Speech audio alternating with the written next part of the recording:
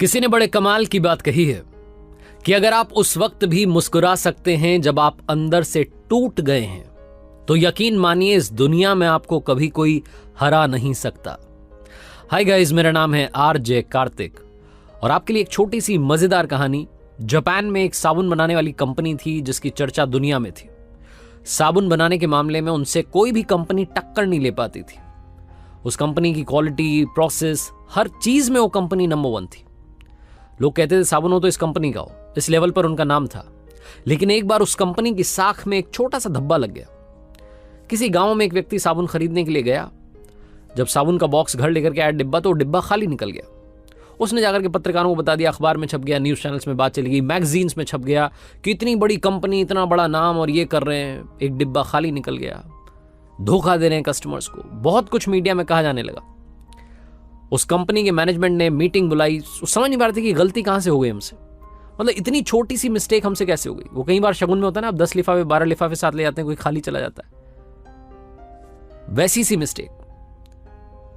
समझ नहीं पा रहे थे कि गड़बड़ हुई कहां है। फिर पता चला कि असेंबली लाइन से जब वो साबुन डिलीवरी डिपार्टमेंट में जाते थे तो एक बॉक्स जो था खाली चला गया था। इतनी सी गलती थी, बहुत बड़ी बात नहीं थी, लेकिन कंपनी की साख इतनी बड़ी थी कि बात बहुत बड़ी बन चुकी थी।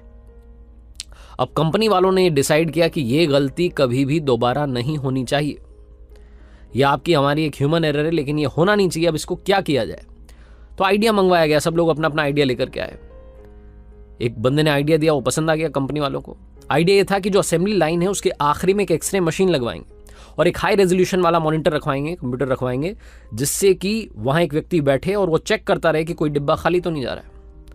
अब उसके लिए खर्चा होना था, मशीन के लिए ऑर्डर दिया गया, उस एक व्यक्ति को अपॉइंट किया गया। ये बात उस कंपनी में हर एम्प्लॉय को मालूम चलती जा रही थी कि इस प्रॉब्लम का सोल्यूशन क्या निकला है। ये बात उस कंपनी में काम कर रहे गार्ड साहब को भी मालूम चली और उनसे रहा नहीं गया। वो कंपनी के बॉस के केबिन में चले गए।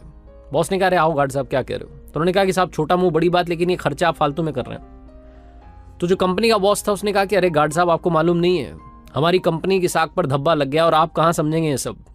हमें ये करना ही होगा ताकि कभी भी ऐसी कोई छोटी सी गलती ना हो। बहुत छोटी गलती थी और हमारी कंपनी के लिए कितना बड़ा नुकसान हो गया।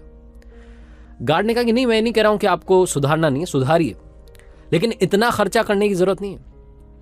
गार्ड साहब ने जो कहा सुनिएगा। गार्ड साहब ने कहा कि वो आप एक्सरे मशीन लगवा रहे हैं, मॉनिटर रखवा रहे हैं, एक आदमी बैठा रहे हैं, इतना करने की जरूरत नहीं है।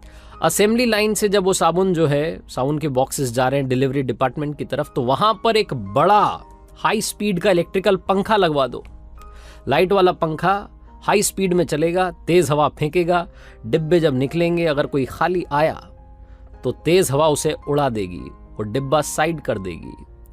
गार्ड साहब का ये छोटा सा आइडिया उस कंपनी के लिए बहुत सारे पैसे बचा गया और उस कंपनी के मैनेजमेंट को सिखा गया कि आइडिया किसी के भी दिमाग में आ सकता है, उसके लिए किताबी ज्ञान की जरूरत नहीं है। जो out of the box thinking होती है वो यही होती है। हमारी जिंदगी में प्रॉब्लम आती है, हम पहले सोल्यूशन को मान करके बैठ जाते हैं कि यही सोल्यूशन है, उसके आगे सोचते नहीं है।